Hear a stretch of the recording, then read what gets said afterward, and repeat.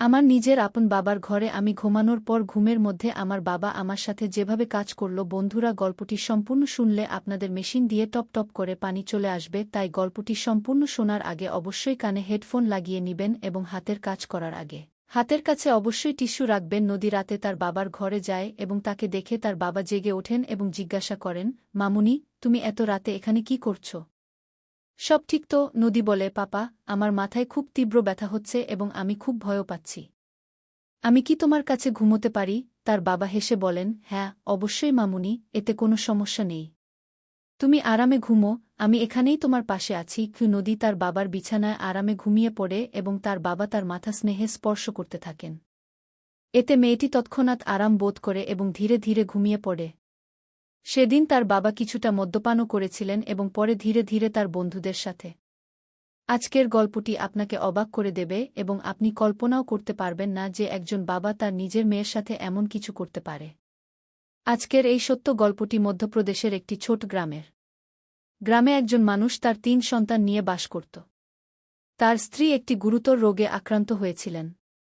দীর্ঘ অসুস্থতার পর তার স্ত্রীর মৃত্যু হয় এবং ১ বছরের মধ্যে ঘরের অবস্থা খুবই খারাপ হয়ে যায়। তার ২ মেয়ের মধ্যে বড় মেয়ের বয়স ছিল প্রায় কিশোরী বছর এবং ছোট মেয়ের বয়স ছিল ১৪ বছর। সবচেয়ে ছোট ছেলের বয়স ছিল ৯ বছর। স্ত্রীর চিকিৎসায় তার সব টাকা পয়সা শেষ হয়ে গিয়েছিল, যার কারণে তার আর্থিক অবস্থা খুবই খারাপ হয়ে পড়ে এবং সে ঋণের মধ্যে ডুবে যায়। এই আর্থিক অবস্থার কারণে দিন দিন তার অবস্থা আরও খারাপ হতে থাকে এবং ঘর চালানো তার পক্ষে কঠিন হয়ে পড়ে। বাচ্চারাও তাদের মায়ের স্মৃতিতে নিঃশব্দ ও বিষণ্ণ হয়ে পড়ে। তার জন্য বাচ্চাদের সামলানো চ্যালেঞ্জিং হয়ে উঠছিল। ঘরের দায়িত্বের পাশাপাশি বাচ্চাদের দেখাশোনা করা তার পক্ষে কঠিন হয়ে পড়ে। সে ভাবত, যদি সে বাইরে কোনো শহরে গিয়ে কাজ করে টাকা উপার্জন করে, তাহলে বাচ্চাদের পড়াশোনা মারাত্মকভাবে ক্ষতিগ্রস্ত হতে পারে। আর যদি সে ঘরে থাকে, তাহলে ঘরের প্রয়োজনীয়তা ও খরচ মেটানো সম্ভব হবে না। এই সব ভেবে সে বেশ চিন্তিত থাকত। তখন তার মনে একটি ধারণা আসে যে, কেন না দ্বিতীয় বিয়ে করে ফেলা হয়? একটি নতুন স্ত্রী ঘরের দায়িত্ব সামলাতে সাহায্য করতে পারে এবং বাচ্চাদেরও সহজে সামলাতে পারবে। আর তখন আমি সম্পূর্ণ মুক্ত হয়ে কোনো শহরে গিয়ে কাজ করে উপার্জন করতে পারব। সে এই ধারণাটিকে গুরুত্বের সাথে নেয় এবং ভাবে যে এটি তার এবং বাচ্চাদের জন্য সবচেয়ে ভালো হবে। সে তার পরিবার ও কিছু কাছের আত্মীয়ের সাথে পরামর্শ করে। সবাই তাকে বোঝায় যে একটি নতুন বিয়ে থেকে তোমার সমস্যা কিছুটা কমতে পারে, কিন্তু এই বিষয়ে তোমার অবশ্যই বাচ্চাদের মতামত নেওয়া উচিত। তারপর সে এই বিষয়ে তার মেয়ের সাথে কথা বলে। সে বলে, মামুনি, আমি ভাবছি যে দ্বিতীয় বিয়ে করে ফেলি এবং তোমাদের জন্য একটি মা নিয়ে আসি। এতে তোমাদের দেখাশোনাও ভালোভাবে হবে এবং আমিও বাইরে উপার্জন করতে যেতে পারব।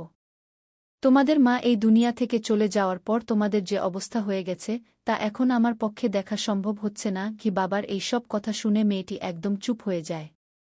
তার মুখ থেকে একটি শব্দ বের হয় না। তার বাবা তাকে বোঝাতে গিয়ে বলে, দেখো মামুনি, যদি আমি উপার্জন করতে না যাই, তাহলে ঘর চালানো কঠিন হয়ে যাবে এবং আমি তোমাদের পড়াশোনা করাতে পারব না। এত বুঝানোর পরও মেয়েটি চুপই থাকে। বাবা ভাবে যে তার মেয়ে এখনও দুঃখিত, পরে অন্য দিন কথা বলবে। এরপর সে সেখান থেকে চলে যায় এবং মেয়েটি চিন্তায় পড়ে যায় যে, যখন তার বাবা দ্বিতীয় বিয়ে করবেন, তখন যে সৎমা আসবে, সে কখনো ভালো হবে না। সে এটি শুনেছে এবং নিজের চোখে দেখেছে। সে ভাবতে থাকে যে এখন তার বাবা তাদের সবাইকে খুব ভালোবাসেন। যদি তিনি দ্বিতীয় বিয়ে করেন, তাহলে সৎমা তাদের উপর অনেক অত্যাচার করবে এবং বাবাও তার পক্ষ নিতে শুরু করবেন। সেদিন মেয়েটি সারারাত ঘুমোতে পারে না এবং সারারাত এইসবই ভাবতে থাকে। যখন মেয়েটি পরের দিন কলেজে যায়, তখন পথে তার একটি বন্ধু মনিকা তার সাথে দেখা করে, যে তার সাথে কলেজে পড়ত। নদী তার বন্ধুকে তার বাবার দ্বিতীয় বিয়ের সব কথা বলে, যা তার বাবা তাকে বলেছিলেন। তখন মনিকা বলে, এটি খুব ভুল হতে চলেছে। যদি তোমার বাবা বিয়ে করেন, তাহলে তোমাদের উপর একটি বড় বিপদ আসবে। সৎমা সম্পর্কে তো তুমি শুনেছি যে তারা কেমন হয়। তোমার বাবা এই বিয়ে তোমাদের জন্য করছেন না, তিনি তো তার শারীরিক সুখের জন্য করছেন। তার তো শুধু তার জন্য একটি জীবনসঙ্গী চাই, যে তার শারীরিক ইচ্ছা পূরণ করতে পারে। তোমার বাবার শারীরিক ইচ্ছা তাকে খুবই বিপদে ফেলছে, এই কারণেই সে দ্বিতীয় তুমি কি কখনো ভেবেছ যে তিনি তোমার জন্য বিয়ে করতে চান? তিনি তো শুধু নিজের ইচ্ছা পূরণের জন্য একটি মেয়ে চান। নদী তার বন্ধু মনিকার কথা শুনে খুবই বিব্রত বোধ করে এবং নদী মনে করে যে তার বাবা অবশ্যই বিয়ে করবেন। তখন মনিকা বলে, আমার একটি আইডিয়া আছে, যদি তুমি পারো। নদী বলে, তুমি আমাকে বলো, আমি আমার ভাইবোনের জন্য যা কিছু করতে হবে তা করব। তার বন্ধু মনিকা বলে, তোমার বাবা শুধু দেহ চান, যদি তুমি তোমার বাবাকে দেহ দিতে পারো তাহলে তার আর বিয়ের প্রয়োজন হবে না এবং তিনি আর কখনো বিয়ের কথা ভাববেনও না। তারপর নদী এই কথা গভীরভাবে ভাবতে শুরু করে এবং এই সিদ্ধান্তে পৌঁছায় যে তাকে যা কিছুই করতে হোক না কেন সে কখনো তার ভাইবোনকে ধ্বংস হতে দেবে না। এখন নদী স্থির করেছে যে কোনো মূল্যে সে তার বাবার বিয়ে হতে দেবে না। কলেজ থেকে ফেরার সময় তার সন্ধ্যা হয়ে যায় কারণ সে কলেজের পর তার বন্ধুর সাথে অনেকক্ষণ কথা বলছিল। তারপর সে বাড়ি এসে খাবার বানাতে শুরু করে এবং তার ভাইবোনকে খাওয়ানোর পর তাদের নিজ নিজ ঘরে ঘুমাতে পাঠায়। পরে সে নিজেও খাবার খেয়ে তার বাবার বিছানায় শুয়ে পড়ে। কিছুক্ষণ পর সেই মেয়ের বাবা আসে।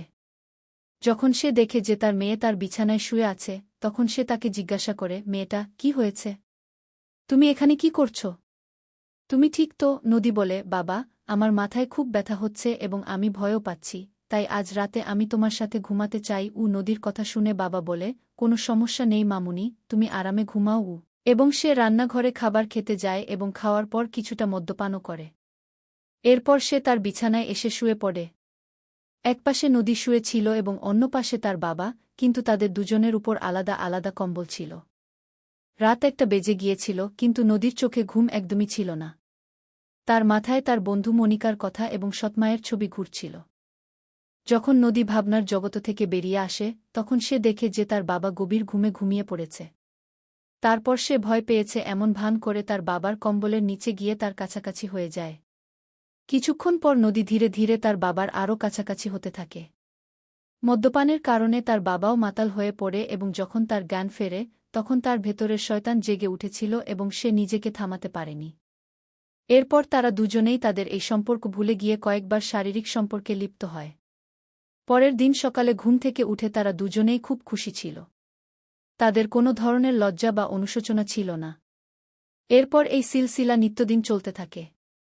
এখন নদীও এর প্রতি আসক্ত হয়ে পড়েছিল। যখনই তাদের ইচ্ছা হতো তারা তাদের কামনা পূরণ করত। এভাবে দিন মাসে পরিবর্তিত হতে থাকে এবং জানিয়ে রাখা হয়েছে যে 5 মাস কেটেছে তা টেরই পাওয়া যায়নি। তারপর একদিন নদীর স্বাস্থ্য খারাপ হয়ে যায়। সে বমি এবং মাথা ঘোরানো শুরু করে। পরে সে চেকআপের জন্য ডাক্তারের ক্লিনিকে যায়। যখন তার রিপোর্ট আসে তখন তার পায়ের নিচে মাটি সরে যায়। ডাক্তার তাকে বলে যে সে 2 মাসের গর্ভবতী। তার গ্রামের একটি মহিলা সেই ক্লিনিকে পরিষ্কার পরিচ্ছন্নতার কাজ করত। যখন সেই মহিলা এই খবর জানতে পারে তখন সে পুরো গ্রামে ঢোল পিটিয়ে দেয় যে একটি কুমারী মেয়ে মা হতে চলেছে। ধীরে ধীরে এই খবর আগুনের মতো পুরো গ্রামে ছড়িয়ে পড়ে যে অমুক লোকের নিজের মেয়ের সাথে অবৈধ সম্পর্ক আছে। একদিন তার বন্ধু মনিকা তার বাড়িতে এসে নদীকে বলে, পুরো গ্রামে জানা হয়ে গেছে যে তুমি গর্ভবতী। তার বন্ধুর এই কথা শুনে নদী খুব বিব্রত বোধ করে এবং সে কিছুই বুঝতে পারছিল না যে এখন সে কি করবে। সে ভাবছিল যে এখন তার এবং তার বাবার খুব বদনামি হবে। সে কারো সামনে মুখ দেখাতে পারবে না। একদিন সন্ধ্যায় নদী বাজার থেকে কিছু জিনিস কিনতে যায়, তখন রাস্তায় গ্রামের কিছু ছেলে তাকে উত্ত্যক্ত করতে শুরু করে এবং অশ্লীল কথা বলে তাকে বিব্রত করতে থাকে এবং তার খুব মজা নেয়। নদী খুব লজ্জা পায় এবং জিনিস কিনে বাড়ি ফিরে আসে। বাড়ি ফিরে সে রাতের খাবার বানাতে শুরু করে এবং খাবার বানিয়ে তার ভাইবোন এবং বাবাকে খাওয়ানোর পর তার রুমে চলে যায়। তার মাথায় শুধু একটাই কথা চলছিল যে তার এবং তার বাবার খুব বদনামি হচ্ছে। সে কখনো মাথা উঁচু করে বাঁচতে পারবে না। এইসব ভাবতে ভাবতে সে হঠাৎ উঠে দাঁড়ায় এবং দড়ি নিয়ে নদী জঙ্গলের দিকে চলে যায়। জঙ্গলে পৌঁছে সে নিজেকে একটি ফাঁস দিয়ে ঝুলিয়ে দেয়। একই গ্রামের একজন লোক জঙ্গলের দিকে যাওয়া আসা করছিল। সে যখন এই দৃশ্য দেখে তার হুঁশ উড়ে যায়। কাছে গিয়ে দেখে সে একদম স্তব্ধ হয়ে যায়, কারণ মেয়েটি তারই গ্রামের বাসিন্দার মেয়ে ছিল। তখন সেই লোক এই খবর পুরো গ্রামে ছড়িয়ে দেয় এবং মেয়ের বাবাকেও জানা। মেয়ের বাবা এবং গ্রামের সব লোক জঙ্গলের দিকে যায় এবং তাদের মধ্যে কেউ পুলিশকেও ফোন করে দেয়। কিছুক্ষণের মধ্যে পুলিশও ঘটনাস্থলে পৌঁছে যায়। মেয়েটিকে নামিয়ে পোস্টমর্টেমের জন্য পাঠিয়ে দেওয়া হয়। যখন পুলিশ জিজ্ঞাসাবাদ শুরু করে তখন লোকেরা জানায় যে মেয়েটি গর্ভবতী ছিল এবং এ কারণেই সে আত্মহত্যা করেছে। একজন লোক আরও জানায় যে এই মেয়ের নিজের বাবার সাথে অবৈধ সম্পর্ক ছিল এবং যে বাচ্চা তার গর্ভে ছিল সেটিও তার বাবার। লোকেরা নানা রকম কথা বলছিল এবং বলছিল যে ঈশ্বর যেন কাউকে এমন বাবা না দেন। পুলিশ তাকে গ্রেফতার করে থানায় নিয়ে যায় এবং তাকে শাস্তি দেওয়া হয়। বন্ধুরা, ভিডিওটি যত বেশি সম্ভব শেয়ার করুন, যাতে মানুষ এই ধরনের ঘটনা সম্পর্কে সচেতন থাকে। ভিডিওটি ভালো লাগলে লাইক ও শেয়ার করতে ভুলবেন না। এমনই মনোমুগ্ধকর গল্প শোনার জন্য চ্যানেলটি সাবস্ক্রাইব করুন। ধন্যবাদ।